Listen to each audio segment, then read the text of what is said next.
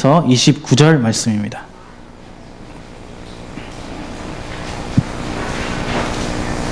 마가복음 9장 14절에서 29절 말씀입니다. 제가 한 절 읽고 여러분들 한 절 읽고 교독하시겠습니다. 이에 그들이 제자들에게 와서 보니 큰 무리가 그들을 둘러싸고 서기관들이 그들과 더불어 변론하고 있더라.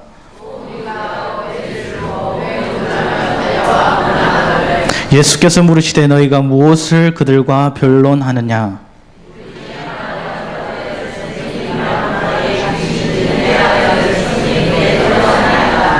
귀신이 어디서든지 그를 잡으면 거꾸러져 거품을 흘리며 이를 갈며 그리고 파리해지는지라. 내가 선생님의 제자들에게 내쫓아달라 하였으나 그들이 능히 하지 못하더이다.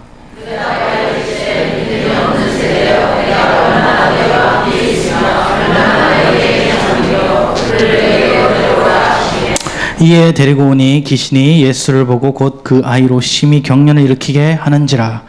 그가 땅에 엎드려져 구르며 거품을 흘리더라.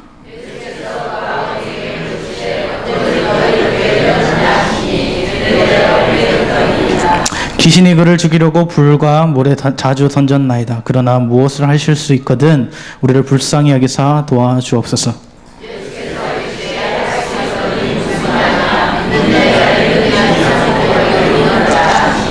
곧 그 아이의 아버지가 소리를 질러 이르되 내가 믿나이다. 나의 믿음 없는 것을 도와주소서 하더라.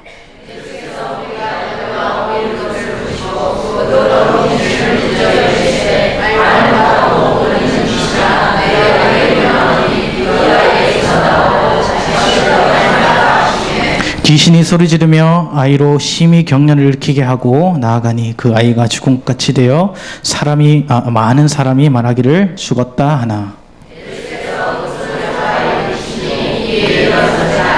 집에 들어가심에 제자들이 조용히 묻자오되 우리는 어찌하여 능히 귀신을 쫓아내지 못하였나이까?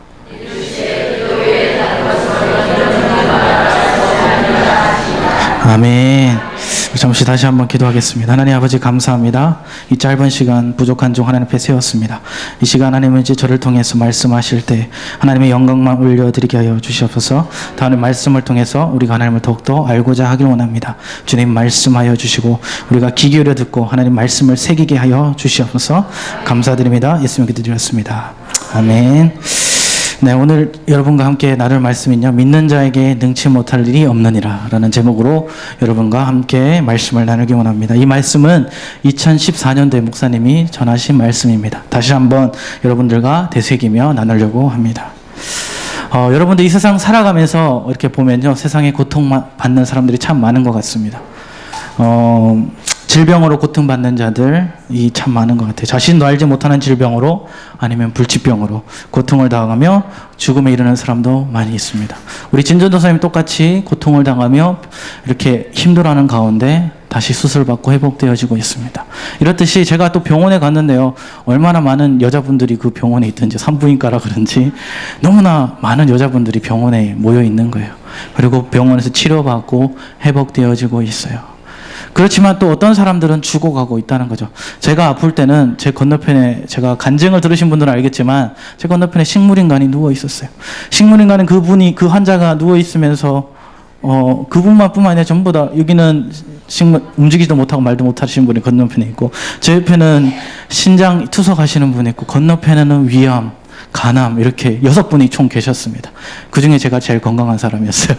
근데 그 상황을 보세요. 이렇게 얼마나 많은 사람들이 아파하는지. 지금도 병원에는요, 수많은 사람들이 병원에 입원하고 치료받고 있어요. 회복이 되기 위해서. 이렇게 세상을 살아가다 보면 질병을 고통받는 자들이 참 많아요. 그리고 우리 몇 달 전에 벌써 메르스 때문에 우리도 상당히 긴장 속에 살아갔어요. 혹시 병원 가서 나도 메르스에 옮으면 어떻게 될까? 사람들이 마스크를 쓰고 다니고 병에 걸리지 않으려고 노력했어요. 광주는 근데 약간 예외였던 것 같아요. 제가 봤을 때 마스크 쓰는 사람이 별로 없었어요. 많이 없었는데 조금만 여기 지역만 벗어나도요, 많은 사람들이 마스크를 쓰고 다니고 메르스 때문에 상당히 경계하고 다녔던 기억이 납니다. 이렇듯이 우리 세상 속에는 많은 문제들이 있어요. 그리고 뿐만 아니라 또 부모와 자식 간의 갈등도 일어나고 있습니다. 제가 청년부 전도사라서 그런지 몰라도 우리 청년들과 우리 중고등부 학생들을 바라볼 때 그 가정적인 갈등, 엄마 아빠의 갈등들은 그냥 보이지 않는 것 같아요. 그들이 아파하고 힘들어하는 것이 저의 아픔인 것 같습니다. 왜냐하면 자녀들은 살아가면서 아직도 어리다고 생각하고, 부모님들은 자녀가 내 자식이니까 어리다고 생각하고 자녀들에게 또한 기대하는 것이 너무나 많아요.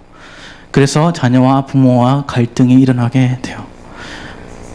부모의 삶이 이제는 더 이상 부모의 삶이 아니라 누구의 삶이 됐는가 하면 부모의 삶이 곧 자기 아들의 삶이 되었어요. 그래서 자기 아들을 위해서만 살아가요. 그래서 많은 기대와 부담감을 자녀에게 주게 돼요. 그 결과는 뭔가요? 착한 자녀들은요, 그 부담감에 부담을 느끼고 결국에는 자기의 목숨을 끊어버려요. 자살한다는 거죠. 너무나 착해서 그래요. 자기가 독했으면 그냥 집을 뛰쳐나갔을 겁니다. 너무나 착하기 때문에 엄마 말 잘 듣다가 말도 못하고 있다가 죽어버리는 거예요. 그 1등이 뭐라고? 세상의 성공이 뭐라고? 명예가 뭐라고? 돈이 뭐라고? 사람들이 이렇게 경쟁 속에 살아가요. 그리고 잘 되기만을 원해요. 우리나라에서 경쟁하지 않는 사람들은 없을 거예요. 아마 아기가 태어났을 때부터 그 아기는 경쟁하며 살아가요. 더 나은 삶, 더 좋은 삶. 그 아기가 태어났을 때부터 엄마 아빠는 아기를 비교하기 시작해요. 저 아기는 잘 걷는데 저 아기는 말도 잘하는데, 이런 식으로 비교가 되기 시작합니다. 그리고 우리나라에서 조금이라도 자녀가 처지기 시작하면, 어떤 사람이 뒤처지기 시작하면 우리는 뭐라고 부르는가 하면 인생 낙오자라고 불러요. 세상에 부적응한 사람이라고 취급되어진다는 거죠. 자녀들이 그럴 만한 사람인가요? 아니요. 자녀들은 사랑받을 자녀들입니다. 부모들의 잔소리, 그 다음에 기대, 그 다음에 비교, 더 좋은 삶을 살라는 그런 조언을 통해서 자녀들 또한 부모가 자기 잘 되라고 하는 줄 알고 있어요. 그렇지만 자녀들이 들었을 때 그것이 모두가 잔소리일 뿐이죠. 자녀들의 숨통을 조아가고 있다는 거예요. 요즘에 텔레비전 많이 나오죠. 텔레비전을 저도 많이 보는데요. 우리 아이가 달라졌어요. 제가 보면서 참 감동을 많이 합니다. 아이가 진짜 달라지더라고요. 달라지고요. 그 다음에 영재 발견이라는 프로그램도 있어요. 근데 제가 영재 발견 프로그램을 어쩌다가 보게 됐는데 거기 국악 천재가 나와요. 국악 천재, 국악을 진짜 잘하는 꼬맹이 초등학생이에요. 어렸을 때부터 머리에 상무를 둘러쓰고 머리에 돌리는 그 친구였어요. 근데 그 친구가 너무나 국악을 하고 싶어서 부모님에게 나는 국악을 하고 싶다. 이 상무 돌리는 것을 배우고 싶다. 그래서 엄마에게 간절히 부탁하니까 엄마 아빠는 그냥 애기니까요. 한번 해보자. 시작했는데요. 애기가 너무 잘하는 거예요. 전국대회 1등을 해버렸어요. 전국을 싹 쓸어버렸어요. 상무로. 머리 돌리면 사람들이 뻗쩍뻗쩍 넘어가고 놀래버려요. 너무나 잘해요. 어른들보다 더 잘하는 거예요. 어떠한 그 김덕수라고 아시는지 모르겠지만 그 놀이패 최고의 사람이 뭐라고 얘기하는가 하면 그 애기의 영혼에 그 상모의 영혼이 담겨져 있다고 얘기를 할 정도예요. 너무나 잘 돌리는 거예요. 그러니까 엄마의 욕심이 더 생겨버린 거예요. 엄마가 맨 처음에는 그냥 특기로 그냥 애기를 그 학원에 보냈다가 너무 잘하니까 엄마 마음이 변한 거죠. 엄마 어떻게 변했을까요? 이 아기가 세계의 최고가 됐으면 좋겠다는 마음으로 변해요. 그때부터 엄마는 아기를 교육시키기 시작하는데 어떻게 교육시켜요? 아기의 마음이 아닌 엄마의 마음대로. 그때부터 학원을 보내고 레슨을 보내고 대회를 출전시키고 공연을 나가기 시작합니다. 그 아기는 초등학생이에요. 초등학생은 뭐 하는 나이입니까? 놀고 배울 나이입니다. 친구들과 교제하고 인생의 제일 좋은 나이예요. 근데 그 시간 동안에 상모를 돌리고 대회에 나가고 레슨을 받기 시작해요. 이 아이의 문제만은 아니에요. 이 세상에 우리나라의 지금 현재 교육열이 상당히 높기 때문에 많은 아이들이 엄마의 사랑보다 선생님의 매를 더 많이 받고 있어요. 선생님의 교육에 더 많이 치우쳐져 있다는 거죠. 그 엄마의 욕망 때문에 나중에는 그 아기가 인터뷰에서 뭐라고 얘기하는 줄 아세요? 나 지금 목숨을 끊고 싶대. 초등학생이. 근데 엄마가 그 얘기 듣고 깜짝 놀란 거예요. 누가 잘못됐지?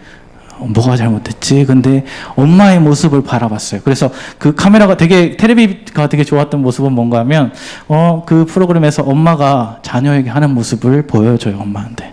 보여주는데, 엄마가 사랑해줬겠어요? 여러분들 생각 한번 해보세요.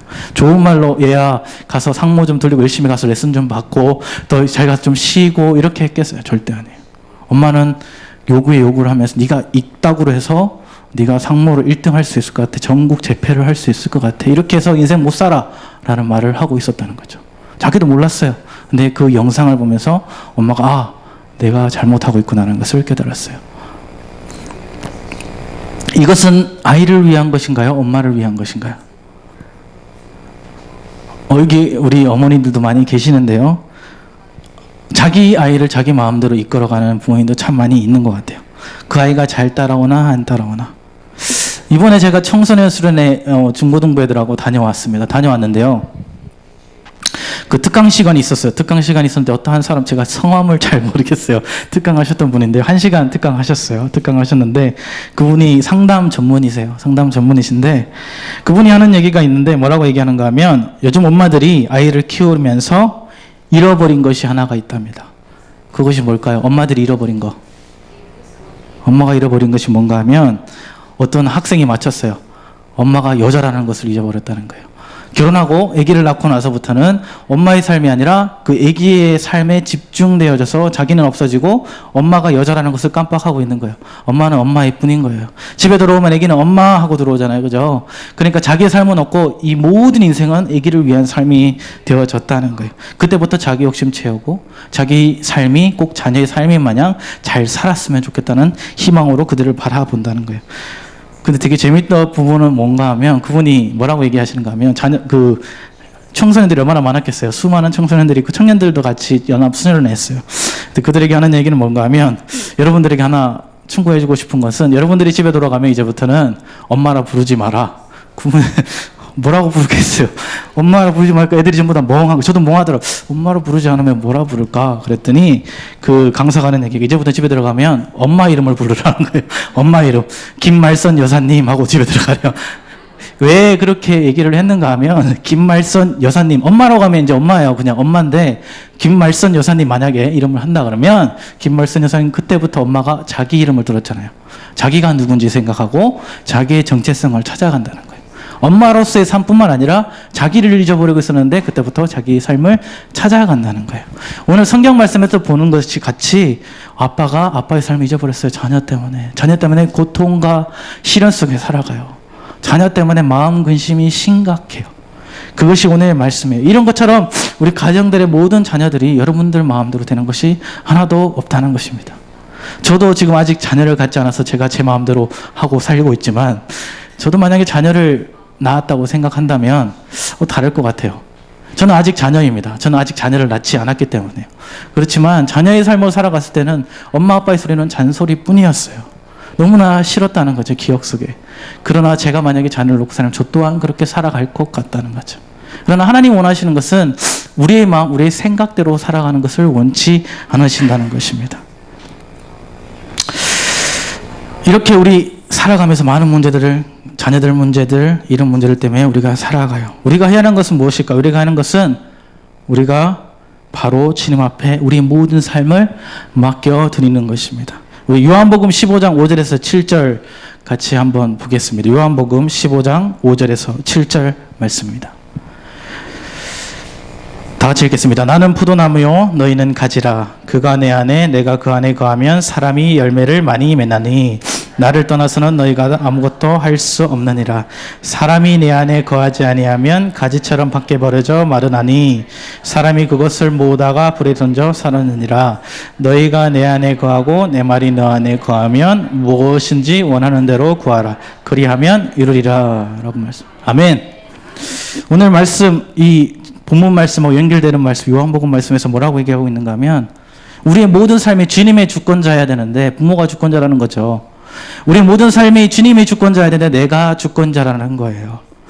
근데 오늘 여기서 뭐라고 얘기하고 있는가 하면 내가 주 예수 그리스도 안에 거하면 사람이 많은 열매를 맺어내고 나를 떠나서는 너희가 아무것도 할 수 없다라고 되어져 있어요. 우리가 문제가 생기면 하나님 앞에 나아가야 되는데 우리가 문제가 생기면 사람들을 찾아가게 된다는 거죠.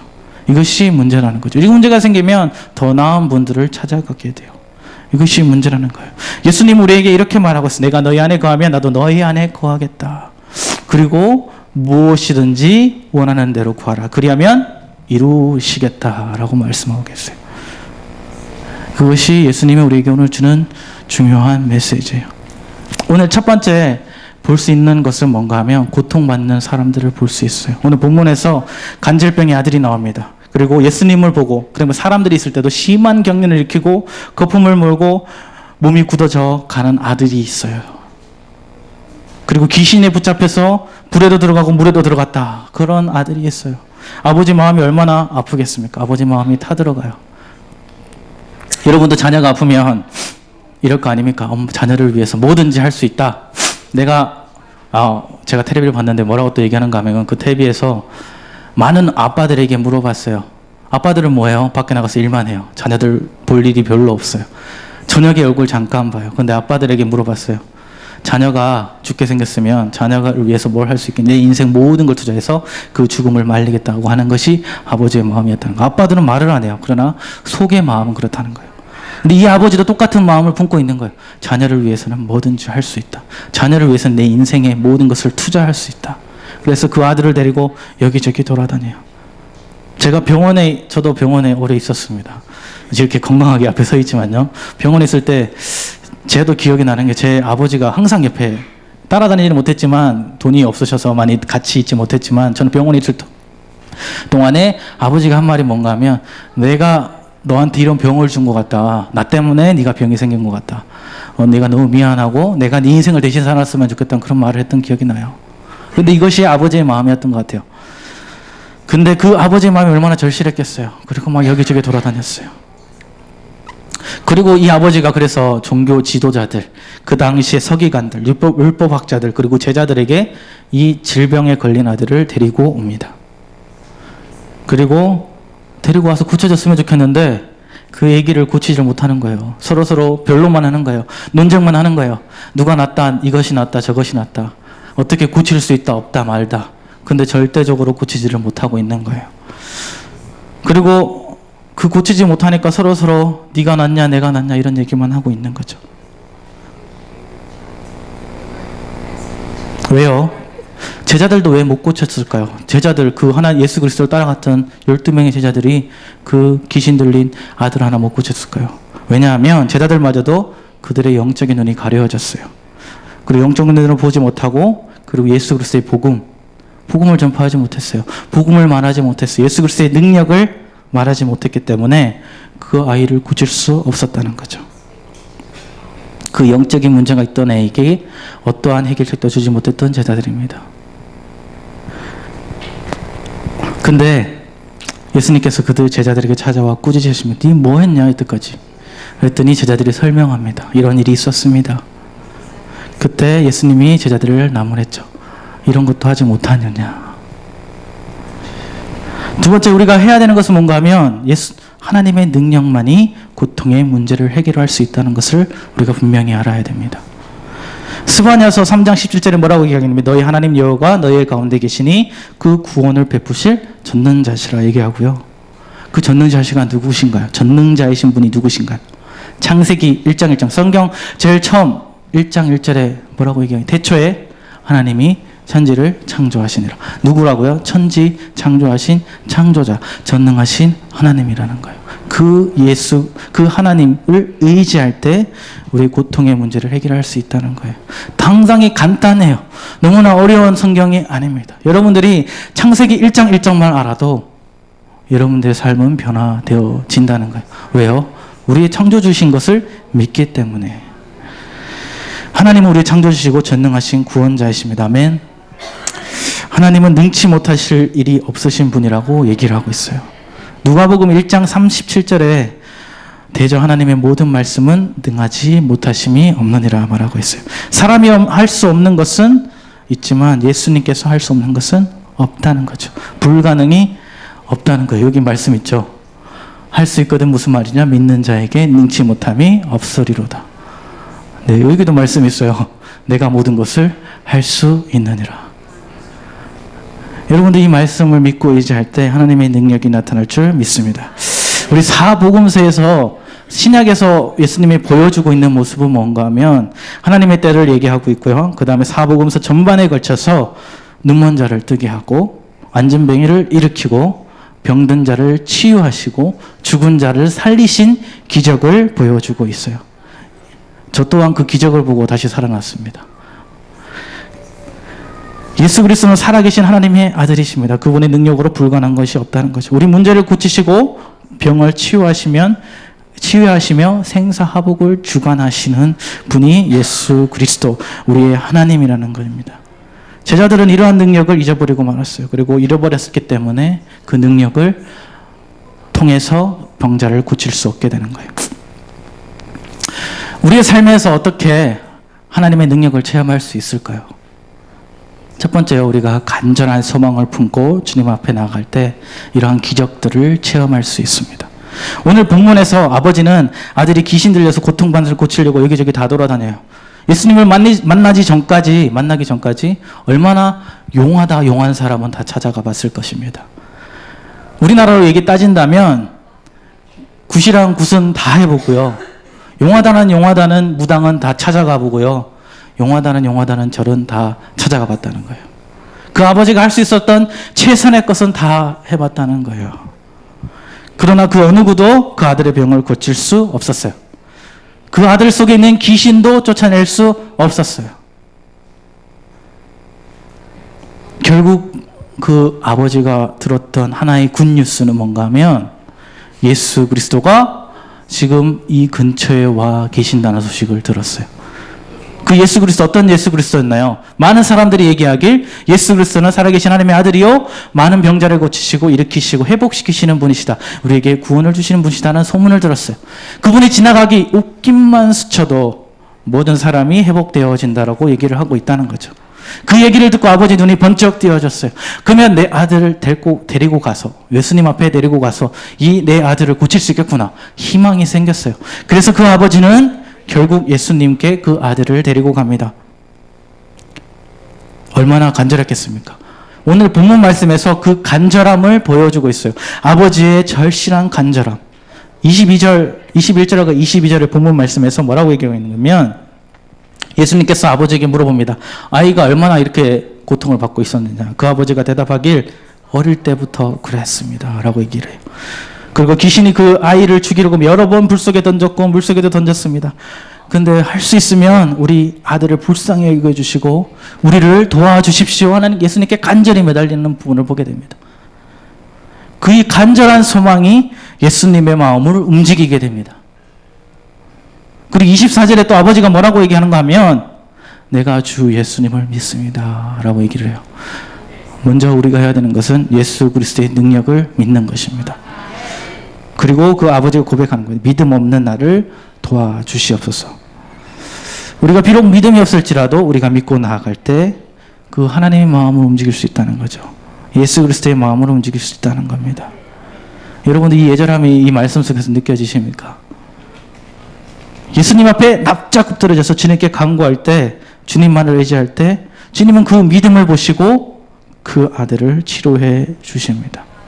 우리 또한 간절한 소망을 가지고 예수님 앞에 나아갈 때 주님이 듣고 응답해 주신다는 거죠. 여러분 속에 간절함이 있습니까? 아직 간절함이 없나요? 그 간절함이 있다면 간절함을 가지고 예수님 앞에 나아가십시오. 그 간절한 기도를 하나님께서 응답하신다는 거죠. 그리고 두 번째, 어떻게 하나님의 능력을 체험할 수 있는가 하면 주 예수 그리스도를 믿는 자들에게 이러한 능력, 불가능한 일이 없다고 하셨습니다. 마가복음 9장 23절에서 뭐라고 얘기하면 예수님께서 이르시되 할 수 있거든 무슨 말이냐 믿는 자에게 능치 못할 일이 없느니라 라고 말씀하십니다. 주님 앞에 나갈 때, 믿음으로 나갈 때 불가능한 일이 없다는 거죠. 예수님은 안전뱅이를 일으키시고 아까 전에 눈먼 자를 눈뜨게 하시고 죽은 자를 살리셨어요. 그것이 예수님이라는 거죠. 저 또한 못난 자로 주님이 치유하셔서 이 자리에 여러분들 앞에 설교할 수 있어요. 여러분들이 제 모든 간증을 들었을지 몰라도 저기서 한 3분의 1은 다 들었을 거라고 생각합니다. 저 또한 삼성병원에서 누워있을 때 주님을 원망했어요. 아, 하나님, 왜 나에게 이런 병을 주셨나요? 나는 열심히 교회 생활하고 신앙생활 했는데 나는 왜 이 자리에 침대에 누워있어야 될까요? 나는 평생 이제 죽어야 된다는 그런 사형 선고나 받고 누워있어야 될까요? 라고 했어요. 그리고 하나님을 떠나버렸어요. 왜요? 하나님이 나에게 이런 병을 주셨다 저는 생각했어요. 부모님이 준 게 아니라 하나님이 나를 이런 고통을 주셨다 생각을 했어요. 저는 모태신앙으로 자랐기 때문에 하나님이 당연히 주님인 거라 내 모든 주권자인 걸 알아요. 근데 병원에 있으면서 내 몸에 병이 생기고 나니까 내가 고칠 수 없는 병이 생기니까 하나님께 원망하기 시작하는 거예요. 하나님은 이제는 나하고 전혀 상관없는 분 선을 그어버렸어요. 병원에서. 여러분들은 뭐 그 마음을 모르겠지만 배워버리고 이제는 누군가 기도하더라도 누군가 찬양하더라도 전혀 쳐다보지 않았어요. 그러시든지 말든지 나하고 상관없는 분이시다라고 생각을 했어요. 근데요, 신기한 것은 하나님은 나를 잊지 않고 계셨다는 거죠. 어떤 전도자를 통해서 삼성병원에 가니까요, 많은 사람이 전도하고 다녀요. 우리도 뭐 전도하고 다니지만 그 전도사님이 한 분 오셨어요. 그래서 저에게 제 성경책을 어쨌게요, 성경책 다 쓰레기통에 버려버렸어요. 성경책 집에 누워있는 병실에 성경책조차도 없었어요. 예수 그리스도의 이름조차도 없었어요. 왜? 너무나 싫었기 때문에. 근데 그 전사님이 저희 찾아와서 성경책 하나를 주셨어요. 그것이 뭔가 사복음서였어요. 마태, 마가, 누가, 요한복음. 요 사복음서를 주셔서 그 다음에 사도행전까지 5권을 주셨어요. 5권을 주시고 가셨어요. 그리고 하나님에 대해서 다시 얘기를 주고 가셨어요. 근데 제 마음속에 뭐가 아 그래? 그러면 한번 말씀 한번 읽어보자. 말씀 처음에 펴었는데 뭐부터 받는가 하면 예수님의 탄생도 나오잖아요. 근데 중요한 부분은 뭔가 하면 내가 너를 예수 그리스도를 믿는 자마다 능치 못함이 없으리라. 치유해 주셨다는 거죠. 그 가운데서. 그래서 나를 회복시켜 주셨어요. 다시 한번 내 마음이 회복되었어요. 그래서 빨리 퇴원할 수 있었어요. 빨리 퇴원하고 집에 돌아왔는데 퇴원해도 집에 돌아와도 고칠 수 있었나요? 못 고쳤어요. 계속 병원에 가서 치료받아야 되고 검사 받아야 되고 지금 많이 입원했던 분들 아시겠지만 주문만한 약을 항상 먹었어요. 그 양을 먹었는데 하나님께서 이 낮은 자를 통해서 이 낮은 자의 기도에 귀 기울여 주셨다는 거. 제가 밤새 기도했어요. 하나님 고쳐주세요. 제가 근데 뭐 이렇게 이 아버지처럼 아주 간절하게 막 기도한 것 같지는 않는데 저 나름대로 간절하게 기도했습니다. 저 나름대로 하나님께 간절히 기도했어요. 하나님 고쳐주세요. 그랬더니 하나님 예수 그리스도가 직접 찾아와 주셔서 나를 치료해 주셨어요. 짧게 얘기하지만 이렇게 간증이지만 이것이 하나님의 귀한 역사였다는 거죠. 믿고 의지했을 때 그 능력이 나타난 거예요. 예수 그리스도 안에는 불가능이라는 것이 없습니다. 그리고 세 번째, 어떻게 우리가 하나님의 능력을 체험할 수 있는가? 예수 그리스도의 복음 안에 능력이 있다는 것을 믿을 때입니다. 여러분은 누구를 의지하고 살아갑니까? 우리는 누구 의지하고 살아가나요? 친구? 자기 자신? 내 자신을 믿어라. 그리고 세상? 그 세상에 있는 지식? 뭐 선배, 선생님, 교수님? 우리가 막 세상에 바라보면 많아요. 의지할 분들이. 교회 다니는 사람들이 아직도 부적을 붙이고 다니고 아직도 점을 보는 사람 많아요. 우리 젊은이들, 교회 다니는 청년들, 타로점 보는 청년들 참 많아요.